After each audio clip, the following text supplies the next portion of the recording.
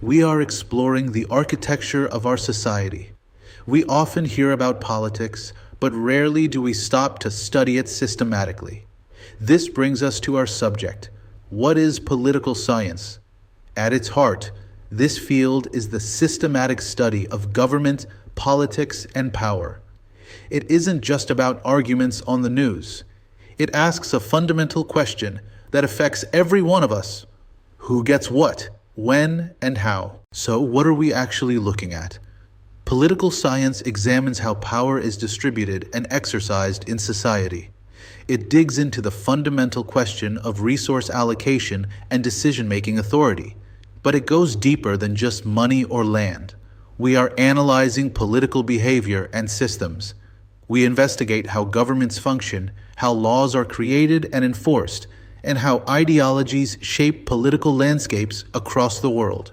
We are effectively reverse engineering the machine that runs civilization. To study politics, we first need to define the container it happens in, the state. There are 4 elements of a state. First, population, the people within. A state needs inhabitants subject to its authority. Second, territory. This refers to defined geographic boundaries and clearly demarcated physical space. Third is government. This is the machinery of order that creates laws and provides services. And finally, sovereignty. This is supreme power, the ultimate authority to decide independently without external interference. Now we must distinguish between 2 concepts often used interchangeably: power versus authority. Power is the capacity to influence behavior. It is the raw ability to make people act, whether through force, persuasion, or resources. Crucially, it can be seized or wielded without consent. Authority, however, is the right to exercise power. This is legitimate power. It requires acknowledgement and acceptance from those being governed.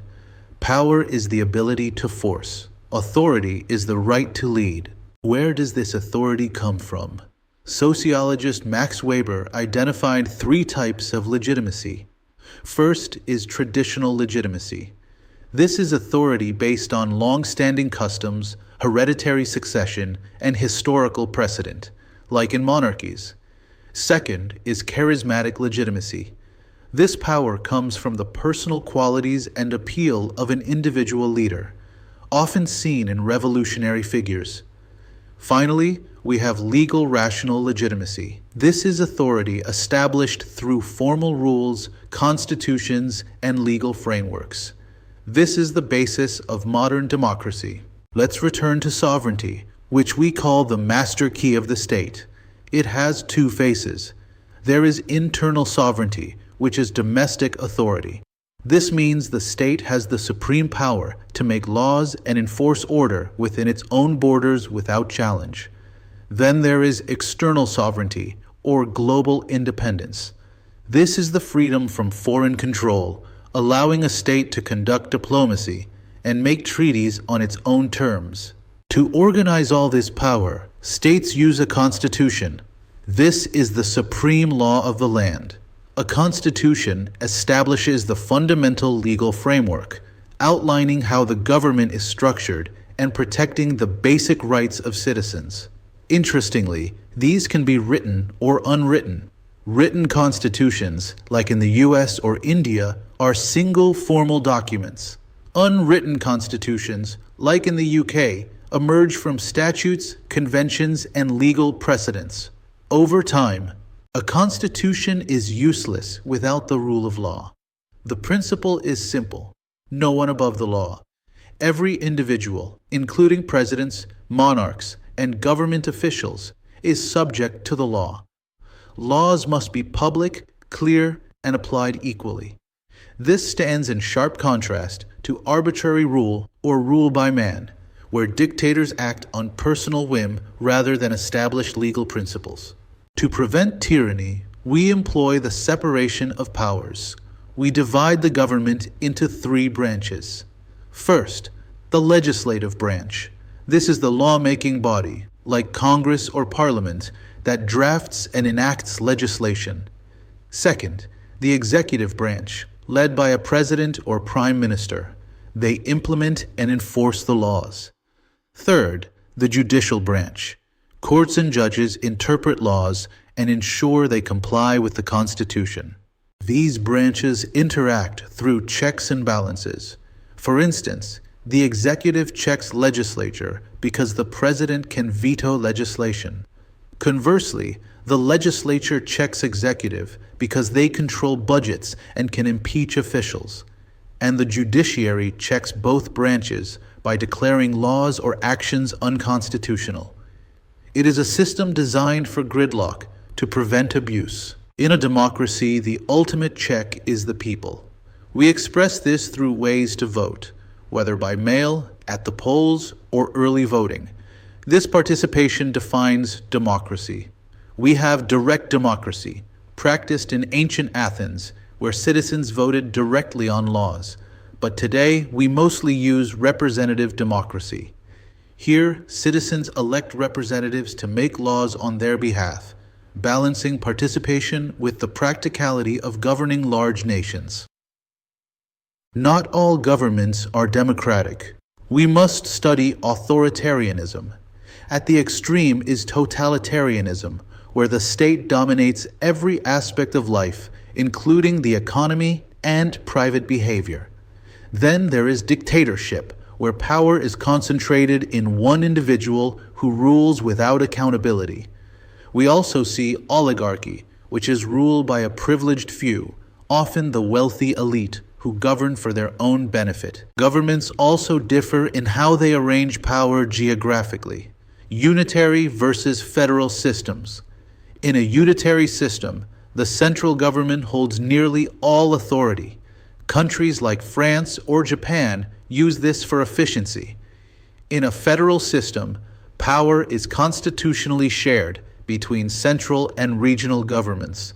Nations like the USA or India use this model to manage diversity and large territories. To understand policy, we look at political ideologies, the spectrum.